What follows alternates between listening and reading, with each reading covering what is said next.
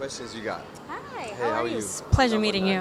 Nice to meet you, Nadia. So I'm here with the Culture Collective. Super excited to speak with you. Okay. Allen Iverson has transformed the NBA game in so many ways. When I was like 13 years old, he was my favorite player. So it's beautiful to see his story now and showing him in a light that really shows how authentic he was as a person and showing him in a positive light. And for you making this because you were a teacher before you were a filmmaker, and Some research. yeah, I love that. and getting into this, like you also worked on Nipsey Hussle, Nas, so you're already familiar with like hip hop and culture, and getting into the NBA and showing Allen Iverson in this light. How was it bringing this project about? Honestly, thank you for the research on that. So, how it was bringing this project about was first it came to me from Amazon. They said we have a project we'd be very interested in.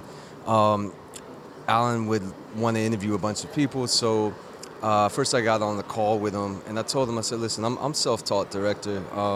I grew up in the culture. When you mentioned hip-hop and teaching, those are two things that helped bring me up, right? So in terms of how I got this, I really told Alan that, hey, you gave the gift, you gave the world a gift, and I'm just going to give it back to you. But if you're able to give me what you gave on the court, meaning it's raw, it's authentic, and it's truthful, and it's everything with your heart.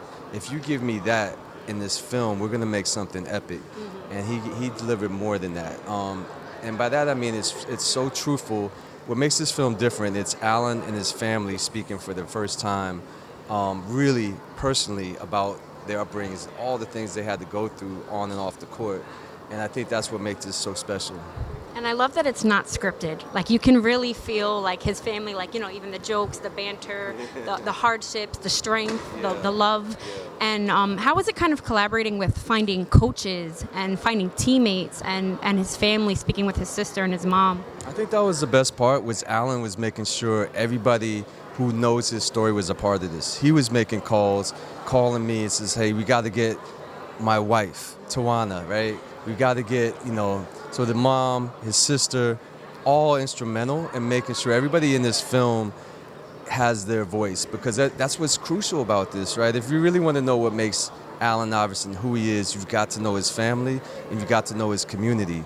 And that's the types of films I make. I make films on identity. I make films on how we endure, how we change, and how we disrupt. But I also need to know what were the critical points in your life? What were the crossroads of your life?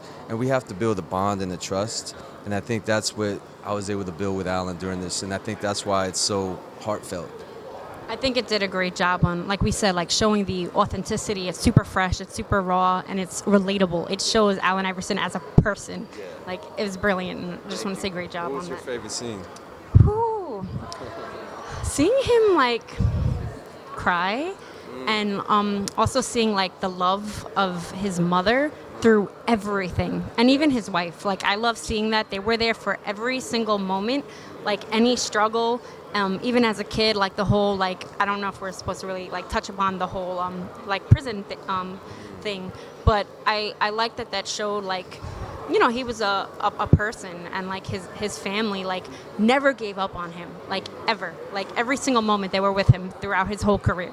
And I love that. I think what I loved is you see that his mother comes from a family of fighters. We emphasize her story, and I think it's so key because she fights for everything, and you see where he gets it from, not to compromise. The NBA, when he came into the NBA, hip-hop was like really lighting the fire into the mainstream, but it wasn't compromising. This was the era of Biggie, Tupac, Nas, Jay, Wu-Tang, all of that.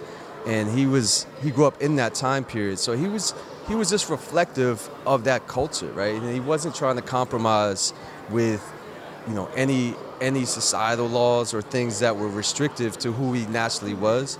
And on top of that he was bringing his community up with him. So it wasn't just him. He was bringing the people up who mattered to him. And, and we see it in the film, it's like you can only bring but so many people because everybody's got their hands out, right? So I think that's part of the gift and the curse of just being open to everybody. And I think the truth of that, you can hear Alan say it in the film. It hits him in different ways. Yeah. And so, yes, but thank you. Thank you so much. Thank you. Pleasure. It's been great. Thank you. Right.